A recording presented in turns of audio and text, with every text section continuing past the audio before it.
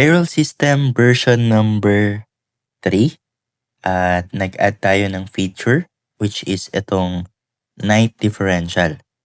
So, explain natin sa video na ito kung paano gumagana yung added feature natin na night differential and then kung paano gamitin.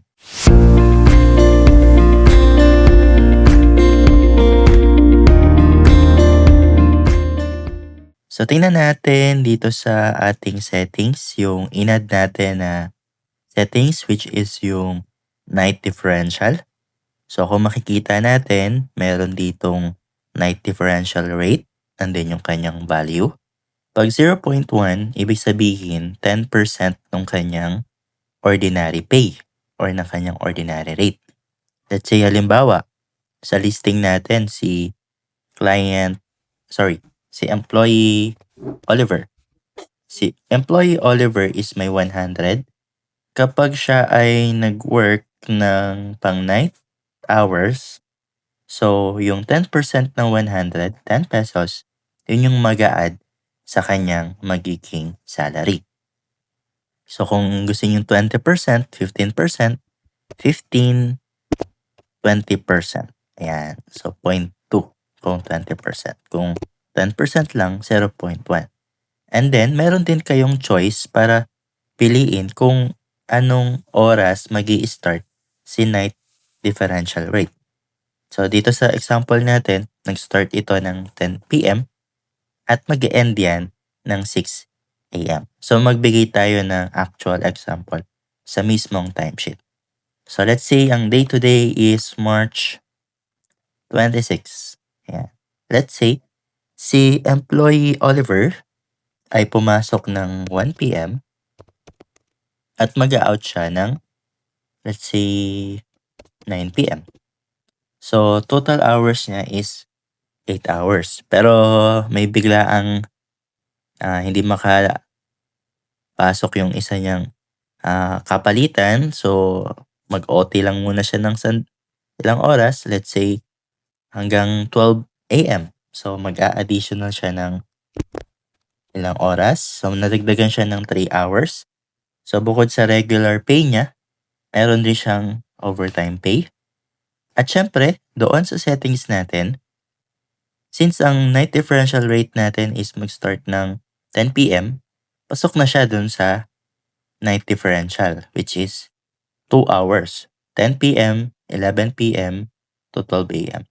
So, na-detect ng ating night hours column na meron kang 2 hours, si Oliver, meron siyang 2 hours na pang night hours na pinasukan sa mga oras na yan. So, sa 11 hours na pinasukan niya that day, meron siyang 2 hours na pang night differential. And then, since yung ating settings is nakaset sa 10%, so ita-times niya doon sa rate ni Oliver, which is 100 times 10% sa basic pay 100. So, 10 pesos times 2 sa night hours niya, equivalent ng 20 pesos. Kaya in total, ang sahod ni Oliver for the date na March 26 is 1,195 pesos. Ayan. So, ganyan gumagana si night differential. Let's say, pang kinabukasan, nag-shift na. Si Oliver is pang gabi na talaga siya, 10 p.m. to 6 a.m. Yan. So, 8 hours ng work. Regular is 800. Pero since etong oras na pinasukan ni Oliver ay night hours, pang night differential, supposed to be dapat madadagdagan siya ng rate for night differential, which is na-detect ni ating night hours times 10% sa basic pay, yan, 80 pesos. Kung 10% yan. Pero kung gagawin natin yung 20%, ito naman yung magiging equivalent, 160 pesos for the night differential. So, i-add yan sa kanyang regular pay, kaya yung total 960 pesos yung kanyang sahod bilang night shift. Okay? So, paalala lang din yung 13-month pay calculations natin is hindi kasama sa night differential. So, wala ditong night differential calculated. Hindi siya part ng yung 13-month pay. So, walang pang night differential dito. Hindi mag-a-add kasi purely pang regular pay lang talaga siya. Ang na-add lang yung mga penalties. So, magde-deduct yan no sa magiging net. So, makaka-apekto yan sa pinaka 13-month pay ng magiging employee natin. Yan. Okay?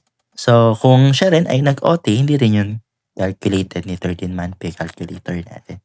Ang kinakount lang niya is yung basic pay and then kung hanggang ilang maximum hours lang available si employee Oliver. Yan. So, kung nag-OT si Oliver dito ng 11 hours, ang kino-compute lang ni 13-month pay is yung 8 hours lang. Okay? So, meron na rin yan sa summary. Nasa computed na rin yan sa ating basic pay. And then sa overview, nandito na rin si night differential. Okay, ayan. Para makita nyo yung pinaka overall na sinasahod ng inyong mga employees. Pwede nyo rin iset by date para makita nyo yung kabuuan. Pwede nga rin i-print, no? Para pwedeng maging pang pang presentation. Yan. So, medyo maliit pero pwede yung piliin. For example, no? I-hide lang, isa-select lang natin yung mga specific columns. Yan. For example, yan. So lang nyo makita to. Yan. Pwede yung ganyan. Then selected cells. Yan. So, may mga ganyan. Pwedeng i-print nyo.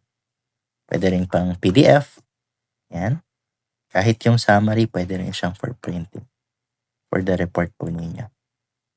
Okay. So, yun lang yung ating added feature, yung payroll system tracker natin.